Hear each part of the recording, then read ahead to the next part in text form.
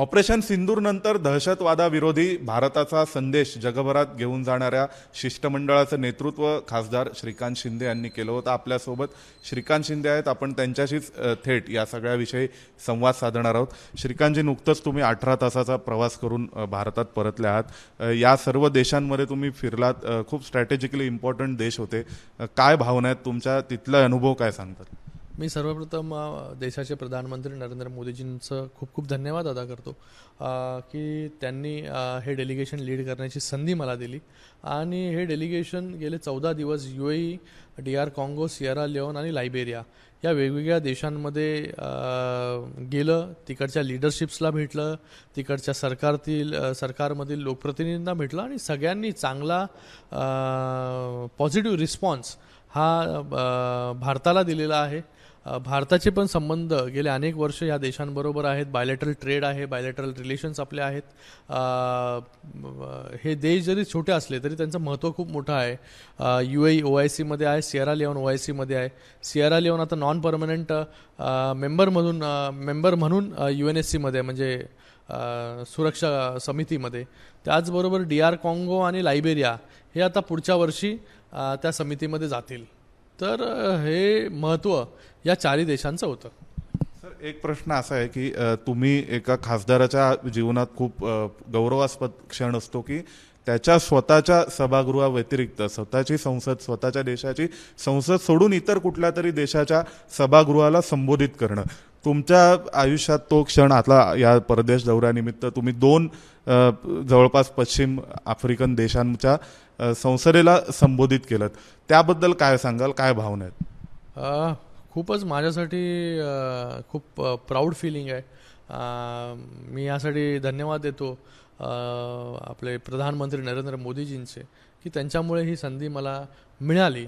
आणि लायबेरियाच्या संसदेमध्ये, सिनेटमध्ये मला भाषण करण्याची संधी मिळाली. त्याचबरोबर सियरा लिओनच्या कमिटी रूममध्ये जिथे speaker, deputy speaker, opposition leader आणि सगळे खासदार उपस्थित होते, तिथे देखील भारताची बाजू मांडण्याची संधी त्या ठिकाणी माझ्यासारख्या एका तरुण खासदाराला मिळणं. आणि तेही पहिल्यांदा कुठला भारतीय खासदार तिथे जाऊन त्यांच्या सिनेटमध्ये भारताचा आवाज उठवण्याचं काम, तिथे विचार ठेवण्याचं काम हे माझ्या नशिबी आलं.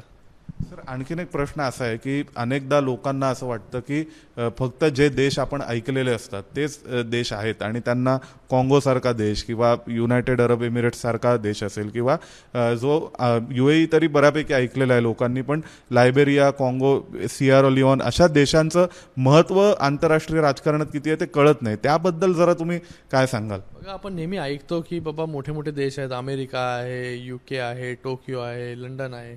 या सगळ्या देशांव्यतिरिक्त आफ्रिकन कॉन्टिनेंट पण खूप मोठा आहे. या आफ्रिकन कॉन्टिनेंटमधले देश पण तेवढेच महत्त्वाचे आहेत. आज जर आपण पाहिलं हे डेलिगेशन, वेगवेगळे डेलिगेशन 7 आफ्रिकन कॉन्टिनेंटमधले देशांमध्ये गेलं. 7 देशांमधले या आफ्रिकन कॉन्टिनेंटमध्ये काही लोक ब्रिक्स नेशनमध्ये गेले आणि काही आम्ही जे लोक आहोत ते UNSC मध्ये जो सहभाग घेणार किंवा ज्यांचा सहभाग आहे आता तिथे गेलो. आता UAE फॉर एक्झाम्पल हे OIC नेशन आहे, त्याच सियरा लिओन हे OIC नेशन आहे. म्हणजे ह्याच्यामध्ये मुस्लिम पॉप्युलेशन म्हणजे जास्त असणारं, बहुल असणारं हे दोन्ही देश आहेत. आणि ह्यांचा एक पूर्ण ग्रुप आहे ह्या देशांचा जो नेहमी पाकिस्तान ह्याचा फायदा उठवत आलेला आहे. आम्ही देखील तिकडे जाऊन आवाज उठवला की जे धर्माच्या नावावरती आतंकवाद, दहशतवाद पसरवण्याचं काम जो देश करतोय त्याला पाठीशी घालू नका. आणि त्यांनी देखील ते मान्य केलं. UAEने तर सांगितलं आम्हाला की बाबा हा फक्त भारतावरचा हल्ला नाही, हा हल्ला जो आहे तो आमच्यावरती देखील झालेला आहे. आणि त्याचबरोबर सियरा लिओननी पण त्यांच्या पार्लमेंटमध्ये या हल्ल्याची निंदा करण्याचं काम, त्याचबरोबर मोमेंट ऑफ सायलेन्स ठेवण्याचं काम सियरा लिओनमध्ये झालं. तो देखील मुस्लिम बहुल राज्य आहे. पण ह्या राज्यांनी आम्हाला सांगितलं की जर असं कोण करत असेल, धर्माला हायजॅक करून टेररिझम पसरवण्याचं काम कोण करत असेल तर ते खपून घेतलं जाणार नाही. म्हणून हे दोन देश होते सियरा लिओन आणि UAE हे महत्त्वाचे आहेत. बाकी जो 2 देश आहेत DR कॉंगो आणि लायबेरिया हे देखील देश खूप महत्त्वाचे आहेत, कारण की ते UNSCच्या नॉन परमनंट मेंबर ह्या पुढच्या वर्षासाठी होणार आहेत, टर्मसाठी होणार आहेत. कालच त्यांची निवडणूक झाली आणि भारताने त्यांना सपोर्ट देखील केला. लायबेरिया ची निवड 26 आणि 27साठी झालेली देखील आहे. म्हणजे लायबेरिया असेल, सियारा लिओन असेल, काँगो असेल, यांचा आफ्रिकन युनियनमध्ये, यांचा युरोपियन युनियनमध्ये आणि यांचा UN मध्ये खूप मोठा आवाज असतो. जेव्हा अशा परिस्थितीमध्ये जेव्हा भारत देश टेररिझमशी लढतोय, तेव्हा हा एकटा भारत देशामध्ये टेररिझम नाही आहे. टेररिझम जो आहे आता पूर्ण जगभरामध्ये पसरलेला आहे. जेव्हा हे सगळे देश एकत्र येतील, जेव्हा या सगळ्या देशांना कळेल की बाबा हे फक्त रिस्ट्रिक्टेड भारतापुरतं नाही आहे, ते सांगण्यासाठी आम्ही तिकडे गेलो होतो. आणि आज जेव्हा आम्ही तिथे गेलो आणि पूर्ण भारताची बाजू उलगडून सांगितली की भारत किती वर्षापासून या टेररिझमशी लढा देतोय, गेले 5 दशकं, त्याचबरोबर कशा प्रकारे वारंवार युद्धजन्य परिस्थिती निर्माण करण्याचे काम पाकिस्तानने केलं आणि कशा प्रकारे भारताने त्याला परतवून लावण्याचं काम केलं. गेले अनेक वर्ष किती हजारो लोक या दहशतवादी हमल्यामध्ये वेगवेगळ्या शहरांमध्ये मारले गेले, हे देखील सांगण्याचं काम आणि ते देखील प्रूफ सकट सांगण्याचं काम तिथे आम्ही केलं. लायबेरियाच्या सिनेटमध्ये मला भाषण करण्याची संधी मिळाली.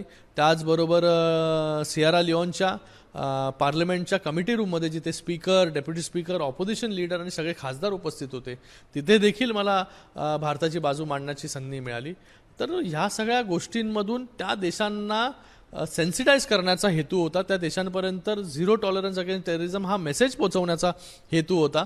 आणि मला वाटतं 14 दिवसाच्या दौऱ्यामध्ये 4 देश आम्ही केले आणि सगळ्यांपर्यंत हा मेसेज चांगल्या प्रकारे पोहोचलेला. त्यांनी सगळ्यांनी आम्हाला एश्योर केलं की आम्ही या लढ्यामध्ये भारताबरोबर आहोत. सर, डेमोक्रॅटिक रिपब्लिक ऑफ काँगो आणि लायबेरियाचा जर विचार केला तर लायबेरियामध्ये सिव्हिल वॉर, नागरी युद्धाची परिस्थिती होती. डेमोक्रॅटिक रिपब्लिक ऑफ काँगोमध्ये तुम्ही सगळे एक विशिष्ट वॅक्सिन घेऊन येलो फ्लू पासून वाचण्याचं गेला होतात. दरम्यानच्या काळात आम्ही बातमी ऐकली की बैजयंत पांडा यांच्या प्रतिनिधी मंडळातील गुलाम नबी आझाद आजारी पडले परदेशात असतानाच. तर अशा परिस्थितीत सगळे खासदार रिप्रेझेंट करत होते. दुसऱ्या बाजूला काही ठिकाणी आम्हाला अशी टीका ऐकायला मिळाली की खासदार परदेशात जाऊन काय करतायत, तर गाणी गातायत किंवा खासदारांना परदेशात का पाठवलं, काँग्रेसच्या लोकांना पाठवलं कारण भाजपच्या किंवा सरकारमधल्या लोकांना कोणी ओळखत नाही. तर या सगळ्या टीकेकडे तुम्ही काय म्हणून पाहता? मला वाटतं ह्या सगळ्या टीकांपेक्षा टीका टिप्पणी जे आहे हे गेले अनेक वर्ष आपण करतच आलो आहे. प्रत्येक गोष्टीमध्ये ऑपोजिशनला काहीतरी बोलायचंच असतं. पण मला वाटतं अशा परिस्थितीमध्ये एकत्र येऊन लढणं खूप गरजेचं आहे. आम्ही सगळे लोक एक आहोत. आज हे डेलिगेशन गेलं होतं, त्या डेलिगेशनमध्ये वेगवेगळे लोक होते, वेगवेगळ्या पार्टीचे लोक होते. माझ्या पार्टीमध्ये ऑल इंडिया मुस्लिम लीगचे ET बशीर मोहम्मदजी होते, BJDचे डॉक्टर सस्मित पात्रा देखील होते. पण आम्ही सगळे लोक एकाच सुरामध्ये, एकाच लँग्वेजमध्ये बोलत होतो टेररिझमच्या विरोधामध्ये. कारण की आम्ही सगळे लोक भलेही वेगवेगळ्या पार्टीमधले असो, पण आम्ही भारतीय आहोत. भारताचा आवाज, एक आवाज या देशांपुढे नेण्याचं काम आम्ही केलं. आणि मला वाटतं हे सगळे आता 14 देशांमध्ये जाण्यासाठी आम्हाला 4 देशांमध्ये जायला आम्हाला 14 दिवस लागले. हे देश पण लांब लांब होते.